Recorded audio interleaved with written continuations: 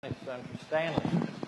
Thank you, Mr. President. Would the senator from Roanoke rise and yield for a question? Roanoke City, yes, sir. Senator from Roanoke City, yield for a question. Be happy to. He yields, Senator.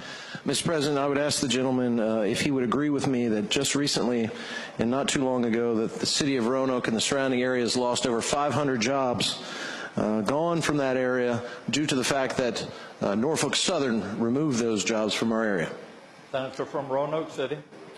Mr. President, I respond that this is not related at all to this bill, but the fact is Norfolk Southern shifted some of their 500 of their employees to either Norfolk or to Atlanta, and many of them decided to stay in Roanoke, not for reasons which he's relating to, but rather because of their own, according to them, according to their own restructuring plan in terms of improving operations and improving communications internally. It had nothing whatsoever to do with what I think the senator from Franklin is trying to suggest.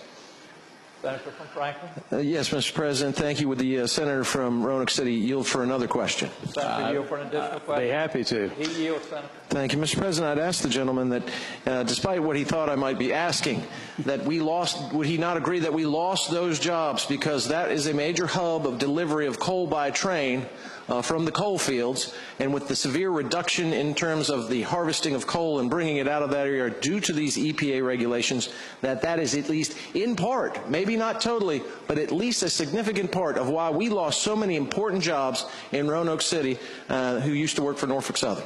Senator from Roanoke City. Mr. President, not according to Norfolk Southern. They had internal operating reasons, communication reasons for doing this reduction. In addition, they've recently moved some other people back into Roanoke, so, and in addition, the employment rate in Roanoke has actually gone up, not down in recent years. And besides that, I would say he's trying to blame the EPA on coal's problem. The problem with the decline in coal really has to do with the decline in the price of natural gas and the surplus of natural gas that's out there. So it's competition. Even APCO, for example, said they're switching from coal to natural gas because the price is cheaper. So the culprit, what coal is concerned about, is the fact they're not competing with natural gas. It's just a natural marketplace where natural gas is a whole lot cheaper than coal. That's what's causing many of the problems in Southwest Virginia. Thank you, Senator. Senator from Franklin. Mr. President, I thank the gentleman for answering my questions and speaking to the bill. Has the floor. Mr. President, I rise in support of this bill because having lived in the area for a long time to represent people in Southside, Southwest Virginia, I can tell you one thing. Long ago, whether we like to admit it or not, that the very foundations of the Virginia economy were built on certain things: tobacco, textile, manufacturing, coal. That when I lived in Virginia Beach in the early 70s, there were just airplanes and ships.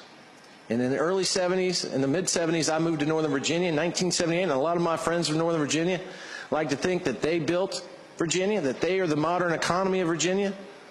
But the number one industry in Northern Virginia at the time, Mr. President, was dairy, textile, tobacco, manufacturing, and coal. What built the Commonwealth of Virginia, what has allowed us to prosper. And those men and women who have dedicated their families, their lives, their souls, their sacred honor, who have had family members give their lives so that this country could move into the industrial age and thrive and prosper, are due the respect that we should give them here. That rather than sometimes, as I hear Washington, D.C., talk like my father used to lovingly do when he used to say, "Son, when I want your opinion, I will give it to you." Let us be the only determinant of our future, and remember those that built this great Commonwealth. Let us not forget that every single time that we pass a regulation that makes us feel good, it does not change the temperature 1 micron. So long as we have other countries, industrialized countries throughout this world, that are using sources of energy and are not regulating themselves with oxygen, air, groundwater, that what we do may be small, but what we do to these families when we accede to the federal government and take away their livelihood and their futures is something that lasts for generations. And we know, I live in an area where the unemployment rate is 15% because the federal government told us the North American Free Trade Agreement and the Central American Free Trade Agreement, known as NAFTA and CAFTA, would be good for us. And I hate to reach even into the past, but if you remember, there was a presidential candidate named Ross Perot who said that NAFTA and CAFTA would produce this giant sucking sound of jobs being sucked out of the United States and sent abroad. But we in Southside and Southwest Virginia were assured that that wasn't the case. And at the time they told us this would be good for us, our unemployment rate was lower than Northern Virginia and Hampton Roads. And now ours is over double what the state average is, because we went along with them.